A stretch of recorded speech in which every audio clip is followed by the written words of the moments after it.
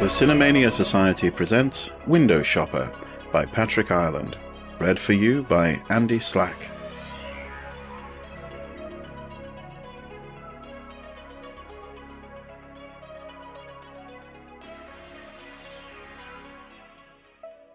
Hamilton slid into his seat on the first-class deck of the 747 and for the 100th time in the last 6 months thanked his lucky stars. It was still hard to believe he had landed such a job. A career like this was one in a million, and he owed it all to his penchant for daydreaming. He had always had a vicarious streak in him, finding hours of entertainment just by perusing the classified ads in a Sunday newspaper, poring over the miscellaneous for sale items, the Situation Wanted section, the Pets column, Lost and Found, and that most precious of all fine print, the Agony columns. The classifieds were an endless source of amusement for Hamilton, and sometimes more than mere amusement. He had located his apartment, adopted a cat, and purchased his car through newspaper ads. He had even found romance. Several romances, in fact. But it was his present job that had opened a whole new world for him. He had spotted the ad in the Help Wanted section, and it had changed his life. Moved him from mere daydreaming into the real world, where his life had meaning. As an international courier, Hamilton was paid to hand-carry sensitive information back and forth between the worldwide offices of a global network of stockbrokers. Information which couldn't be trusted to electronic communications. He'd felt rather ridiculous when he'd applied for the position, never honestly expecting to be hired, but the idea of world travel as a career was magnetic to him, and, to his great surprise and satisfaction, the background required was far less specialized than he'd anticipated, really nothing more than reliability and punctuality. Before he'd even had time to be amazed by his luck, he was on the payroll. He settled himself into the seat and glanced out the window at the scurrying figures of the ground crew as they readied the plane for takeoff. He smiled at the thought that only a short time ago he'd gladly have accepted such menial employment as those fellows. Instead, he was now a man of distinction, a world traveler, and while his salary was admittedly rather modest, millions of dollars in investment capital depended on him alone. To think that up until 6 months ago the high points in his life had been moments of pretense. But he'd been very good at pretense. Once he'd become an expert at fooling himself, he'd found great joy in fooling others. It was a source of pride to him that he had been able to convince so many unsuspecting persons of so many different things, and the wellsprings for these dupes was the ever-provident classified ads. He'd find a yacht for sale, say, or a Learjet, something extraordinarily expensive. It was then a simple matter to pretend interest in the purchase thereof. An appointment would be made for demonstration. Hamilton would arrive fashionably late and permit himself to be courted and catered to by an anxious seller. Then, at the psychologically correct moment, he'd decline the purchase. "Frightfully sorry, old stick, but I had something a bit more elaborate in mind. No, really, I couldn't hazard a lower offer, simply not done in my family. Couldn't bear to insult you. I'll just be trotting then." It gave him a perverse delight to bask in the discomfiture of some pompous jackass who happened to be down to his last million or two. And then, of course, there were the ladies, the ones to be found in the personals, and that was another story. With a self-indulgent sigh, he turned his attention away from the window to a magazine he'd found left in the seat next to his. Flipping through the pages, he felt a familiar tingling as he realized it was devoted exclusively to elaborate advertisements for exotic automobiles, each ad accompanied by a color photograph. His eyes skipped eagerly from page to page, reveling in such automotive exotica as Maseratis, Shelby Cobras, Lamborghinis, even, astonishingly, a Duesenberg. Truly, while they held the lion's share of space, the Rolls-Royces and Mercedes rather paled in such sophisticated company. His pulse quickened. In one full-page ad, no expense had been spared to attract a buyer for a pair of vintage Porsche 904 GTS race cars.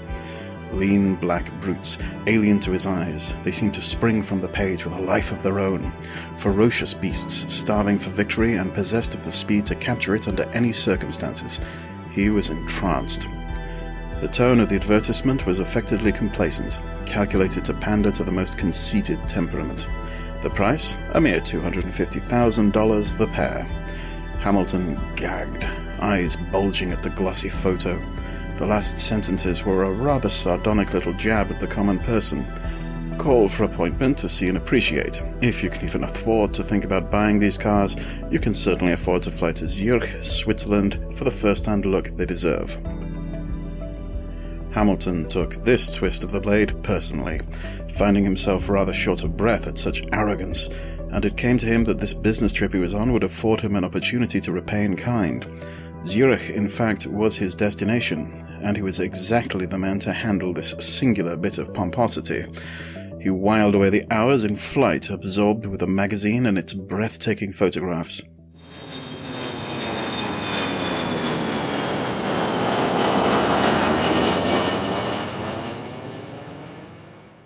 Upon reaching London, he telephoned ahead to Zurich as he awaited his connecting flight.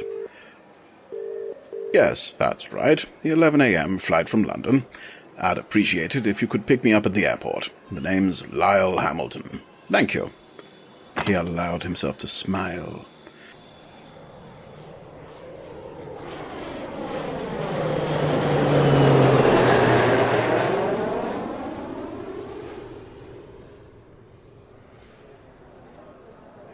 Debarking from the plane in Zurich, he noted a uniformed chauffeur standing at the foot of the escalator holding a carefully lettered slate.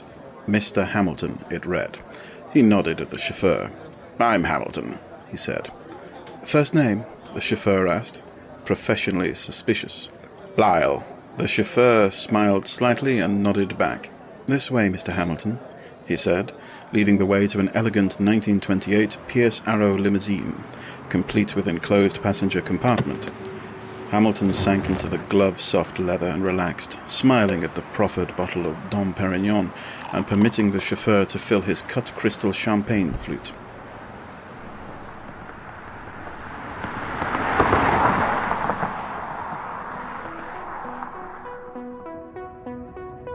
Sipping at the magical nectar as the limo silently surged along, he gazed at the scenery flowing past the window. To the south, beyond the Züricher See, the Swiss Pre-Alps stood in timeless elegance against an impossibly blue sky. He wished Joyce could see him in this setting, whisking along champagne-splashed elegance among the incomparable Swiss countryside. But of course, Joyce could never see him. Not anywhere. Never had seen him. Because Joyce knew him only from his letters, and the phony photograph he'd sent in response to her ad in the Lonely Hearts section of the classifieds. She was his latest of many, none of whom had ever met Hamilton, except, of course, the first one. Her disappointment on meeting him had been so humiliating that he'd resolved never again to meet any of his mail-order conquests in the flesh. It was too likely to be as painful as that first and only time. Besides, through the mail he could pretend to be anything he chose, play any role he might dream up, and he could dream. Oh yes, he could dream. In the role he played for Joyce, he was an international wine consultant. It was almost too perfect. Now that he had this courier job, he'd been able to post letters to her from all over the world. Rome, Athens, Paris, Berlin, and now Zurich, where he was in the midst of playing out another little fantasy. He refilled his glass with champagne and chuckled smugly, confident that his host would not see through his guise of affluence, since his job required that he dress well at all times, and the locked briefcase he carried would lend authenticity to his pretension. When the time came to decline the purchase, he would pull it off in grand style. "Sorry, old stick, these aren't quite what I had in mind. They'd look much better in the photographs. If your man will just see me back to the airport, I've got to be in Linz on the morrow. Thanks awfully. Cheerio."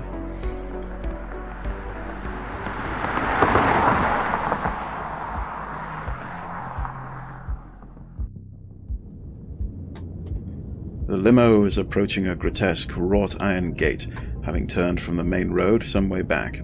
Hamilton hadn't noticed just when. He straightened his necktie and assumed his air of haughty particularity. As the gate swung smoothly open to admit the limo, he covertly scanned the surroundings. Imposing grey stone walls stretched away on either side of the gate and out of sight into deep woods carpeting the rolling hills. The gate must have been radio-controlled, for as the limo passed through, it swung closed at once, though no gatekeeper was to be seen. Around a sweeping curve a mile or so beyond the gate, the road plunged into a tunnel, and Hamilton found himself suddenly in darkness, his self-assurance eroding somewhat. He fumbled for the intercom, wondering vaguely what he might say to the driver. Before he could locate it, the tunnel was behind them, and the road snaked on through dense woods of hemlock and fir, random shafts of sunlight bursting through the green canopy of leaves and turning the tarmac into a crazy quilt of light and dark. Hamilton cleared his throat self-consciously. Breaking out of dense woods, the road straightened and sliced through a lakeside meadow dappled with blue and yellow wildflowers. It seemed that the limousine was finally approaching his destination, an impressive stone manor house situated on a hill amid manicured lawns and hedges, commanding a view of the mirror-like tarn. As the limo crunched along the gravelled circular drive before the house, a pair of huge black-and-tan Rottweilers appeared and loped at an easy gait alongside. Hamilton's bowels turned to ice water. He was terrified of dogs, always had been, and these brutes looked as if they'd been bred in hell. Squarish, heavily muscled bodies, seemingly chiselled from glossy black stone. Short muzzles with open jaws from which lolled tongues that looked to weigh at least 4 pounds each. And the teeth, good God, the teeth! Each mouth contained a veritable butcher shop of specialized instruments for the rending of flesh and the crushing of bone. Watching the powerful muscles bunching and gliding beneath the animals' sleek coats, Hamilton shuddered as he imagined those savage fangs in action. He was rapidly becoming convinced that he had no business in this place.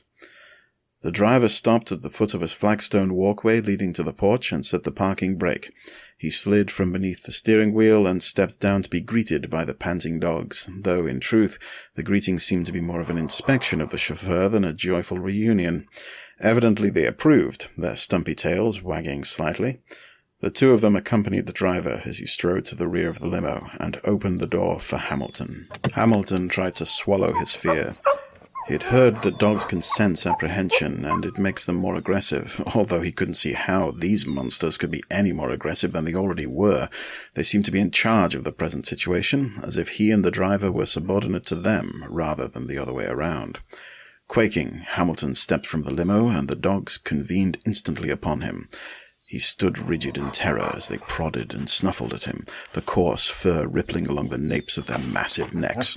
Holding his breath, Hamilton prayed silently that they would not detect his rising panic. A tall man leaning on a cane appeared in the doorway of the house, and after a moment's observation, spoke commandingly. "Loki, Fenris, setz dich!" The dogs obeyed instantly, sitting erect and motionless as statues, though never taking their eyes from Hamilton. The man strode from the porch, the ferrule of his blackthorn cane rapping against the flagstones with every other step. He reached Hamilton and extended his right hand. "Herr Hamilton, I am Lothar Ackerman. A pleasure to meet you. Please forgive my dogs. They are very protective." Ackerman's accent was thickly Teutonic, as was his appearance. About 40, over 6 feet tall, and powerfully built, his close-cropped black hair showed the merest trace of grey at the temples. His icy blue eyes offered little cordiality, though a smile occupied his craggy face. Hamilton took the hand and tried not to wince as Ackerman clasped his and gave one short, brutal squeeze before dropping it. "So," Ackerman said, looking Hamilton up and down appraisingly, "you've come to see the 904s, yes?" His eyes came to rest on the briefcase. This was it, Hamilton discovered. He was trembling and cleared his throat raspingly. "Well, yes, of course," he muttered, for some reason unable to meet Ackerman's eyes. Ackerman raised his voice to the chauffeur. "Heinrich, we'll go to the track now." He urged Hamilton back to the limousine, then entered. To Hamilton's great relief, the dog stayed behind.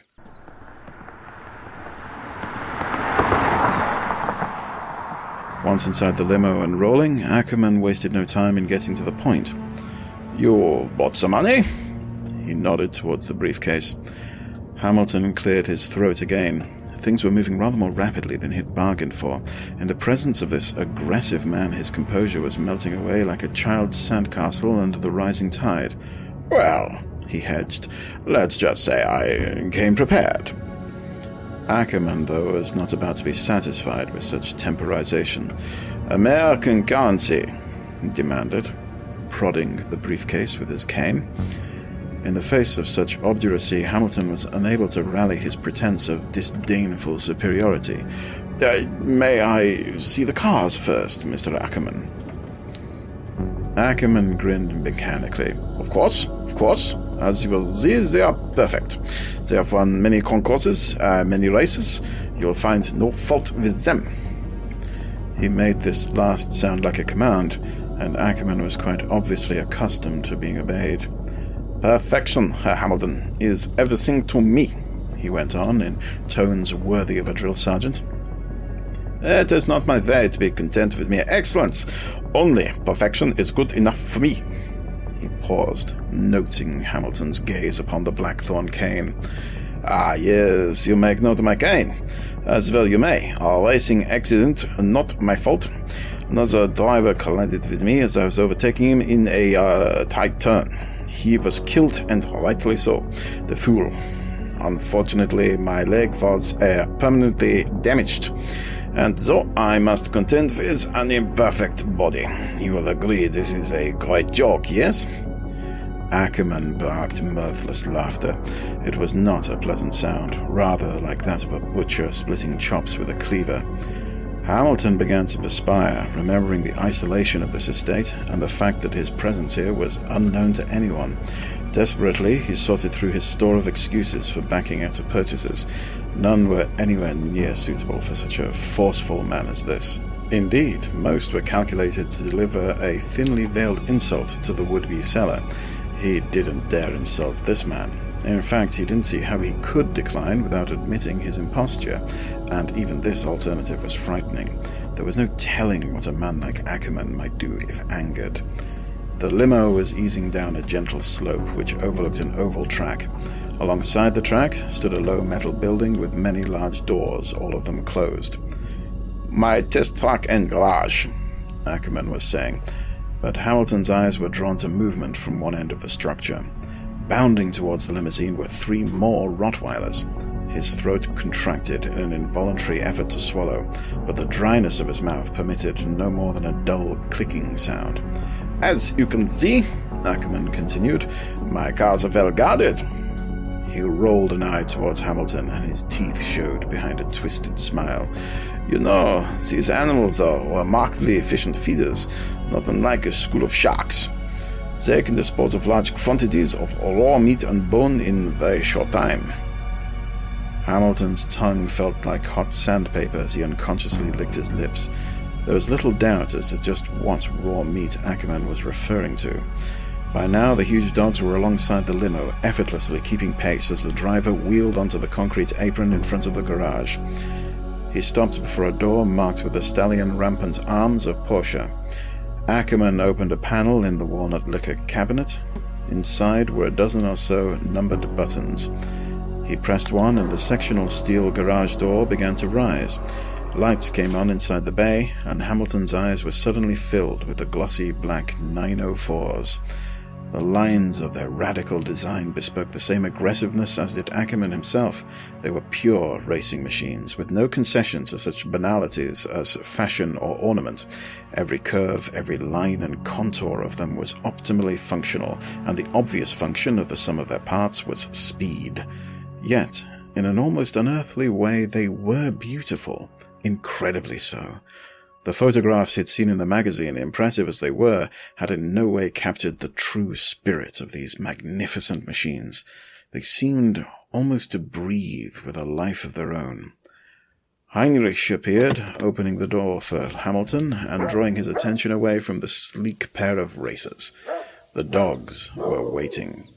Ackerman spoke, obviously pleased with the dread they inspired in his guest. "You've met Loki and Fenris. These are Fafnir, Nidogger, and Joram." Each of the dogs responded to the mention of its name in an eager glance at their master. "Joram," Hamilton muttered, hardly realizing he'd spoken. "Brief for Jormungandr," Ackerman explained. "The names are all from Norse mythos. Jormungandr is the giant snake which encircles the base of the Tree of Life, and Nidogr, the great dragon who gnaws endlessly at its roots. He seemed to find considerable amusement in this, his wolfish grin widening as he prodded Hamilton from the safety of his limousine. For the second time in 15 minutes, Hamilton found himself surrounded by huge, suspicious dogs and struggled to contain his panic. He was certain they could smell his fear. Hell, he could smell it himself, pungent and unmistakable in the warm sunshine. The dogs prodded rudely at him and brushed their massive shoulders against his trembling knees, threatening to knock him off his feet altogether. He threw a desperate look at Ackerman and saw the light of sadistic pleasure in his Arctic eyes. The dogs began growling as they buffeted him between their bodies, and he could actually feel the thunder of their voices as they pressed ever closer against his legs. He tried to protect himself with the briefcase, only to have it savagely nudged away by one of the snarling brutes. He was nearly weeping with terror when Ackerman at last rapped out a series of commands. "Runter! Setz dich! Bleiben!" Instantly, the animals stopped their ferocious snarling and snapped into sitting position. Hamilton was on the verge of collapse, his clothing soaked with sweat. He was also furiously angry, but dared not show it. Several tense moments passed before Ackerman spoke. "You need have no fear of these animals, Sir Hamilton," he said in conversational tones. "They are highly trained and perfectly obedient, as you can see." Hamilton strove to master his voice. "To be truthful, Mr. Ackerman, I came here to see these cars, not a demonstration of your dog's proficiency at guarding them. It's unfair of you to take advantage of me in this way." This was as firm a protest as he dared essay. Ackerman was playing him as if he were a trout on light tackle, and with each passing moment his situation seemed more hopeless. Ackerman regarded him with unconcealed excitement. "I apologize," he said, his voice utterly devoid of sincerity. "By all means, let us examine the cars." Hamilton could feel the dog's eyes on him as he followed Ackerman past them into the bay. It was perfectly clear that this madman had no intention of accepting anything less than $250,000, now, here, today. And no excuse Hamilton could come up with was going to be good enough, even though his life depended on it. Ackerman was opening the door of one of the low-slung racers. "You can see they've been taken care of by expert mechanics, factory trained. You will not find a wrench mark anywhere on them." He gestured. "Come, see for yourself. They are perfect." They were indeed, as Hamilton had known they would be. There was no fault he could point to as an excuse for backing out. He cursed himself silently. Ackerman was sliding behind the wheel, his eyes occupied with the controls. A rash impulse flared in Hamilton's mind, and he looked wildly around for a wrench or a hammer. Instead, he found the dogs. They were watching his every move. He heard the high-pitched whine of the starter, and the Porsche snarled into life, its unmuffled engine deafening in the confined space of the metal-walled bay. Ackerman nodded toward the door and eased the clutch in, rolling the glossy black machine smoothly out onto the apron.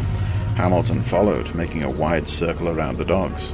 What else could he do? Outside, the pulsing thunder of the 2-liter engine was more bearable, but still not far below the threshold of real pain. Ackerman gestured him into the passenger seat. He hesitated. Was this to be another exercise in intimidation? Probably. He came to a decision. "Go ahead," he shouted above the throbbing engine. "I'll watch." Perhaps while Ackerman was roaring around the track, he could persuade the chauffeur to get him out of this predicament. Doubtful, to say the least, but anything was worth a try. There was a sudden silence as Ackerman killed the engine. Hamilton, surprised in the midst of his thoughts, experienced a guilty twinge as he met Ackerman's eyes. "You do not want a test ride?" Ackerman demanded. His disappointment was obvious and dangerous. "Or," he sneered, "did you want to drive a few laps yourself?" It was clear he deemed Hamilton incompetent to operate such a vehicle, and very likely he was correct. But, "In fact, yes," Hamilton said, jumping at the only chance he could see to escape. "I'd prefer to drive it myself." There. He'd managed to say it before he could change his mind. What the hell? His survival was at stake, as Ackerman had rather heavy-handedly pointed out, and besides, he reminded himself, Ackerman believed the briefcase held $250,000. That was his whole card. Ackerman extricated himself from the car with considerable difficulty. The door sill was only inches from the ground, and his stiff leg was a hindrance, as Hamilton noted with some satisfaction. Finally, he was on his feet, scowling and muttering unintelligibly. Hamilton slid into the seat, placing the briefcase on the seat next to him. He found the ignition switch and, just remembering to depress the clutch pedal, fired the engine. As he buckled into the seat harness, Ackerman reached past him and grabbed the briefcase. "I'll just take this for you," he shouted over the din of 180 horsepower. He waved Hamilton towards the track, his face a portrait of sardonic triumph. Hamilton slipped the clutch and tried gently to boost the RPMs enough to overcome inertia without stalling, but the accelerator pedal was amazingly touchy, and he redlined the tachometer. The tires howled as they broke traction, and the car fishtailed sickeningly down the ramp towards the track. He had one lap in which to learn the intricacies of his high-powered monster. After 1 circuit, he'd whip off the track and head for the gate. He bitterly regretted the loss of his briefcase. It would surely cost him his job, but this was his only chance. He'd need incredible luck just to get away with his life.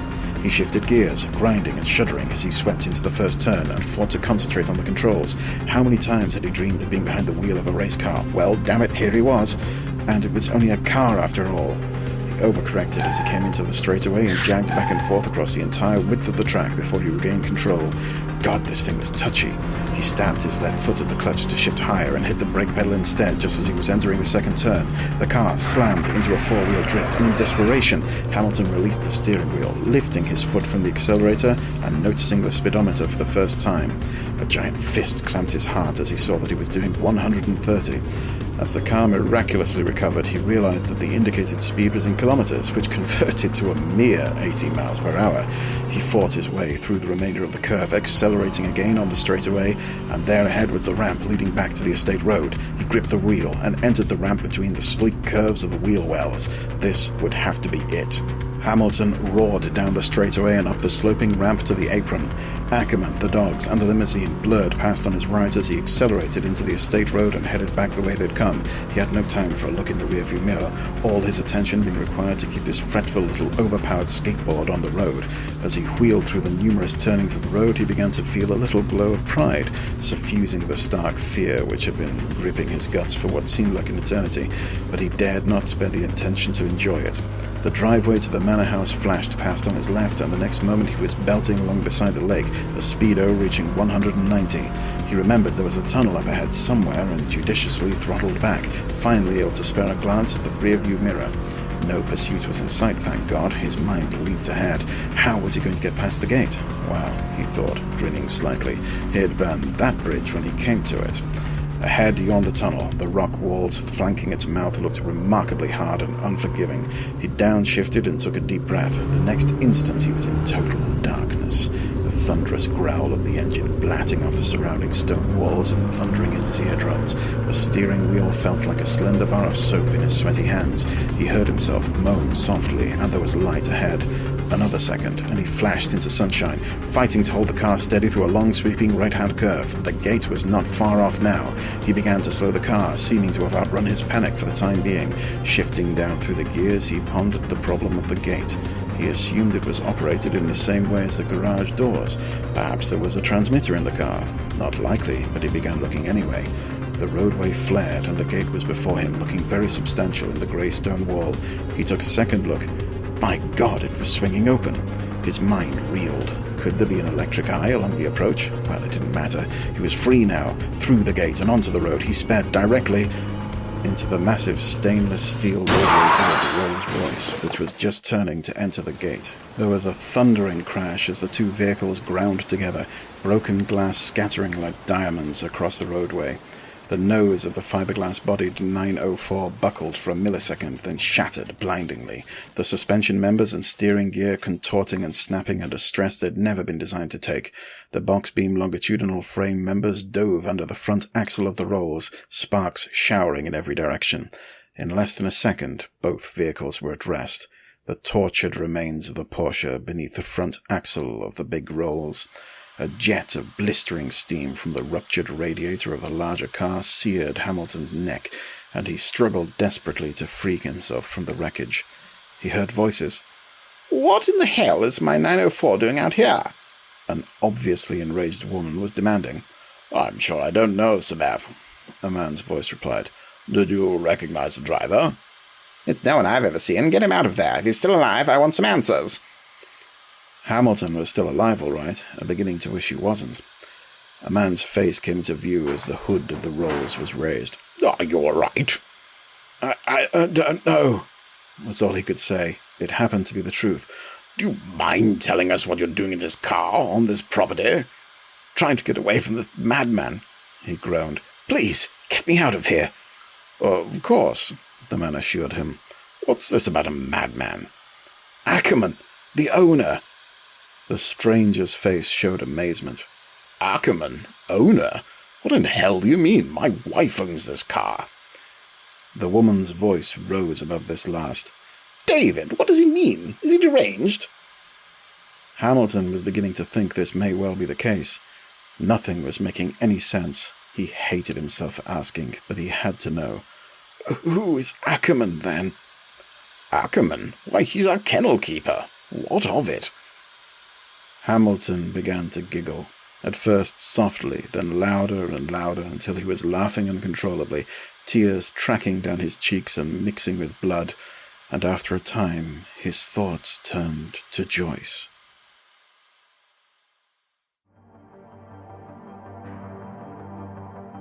This has been the Cinemania Society presents Window Shopper, written by Patrick Ireland, copyright 1988 and 1994, used under permission by the author, performed by Andy Slack. Window Shopper was first published in the October 1994 issue of Ellery Queen Mystery Magazine. Music by Carl Casey at White Bat Audio, incidental music and sound effects by Epidemic Sound.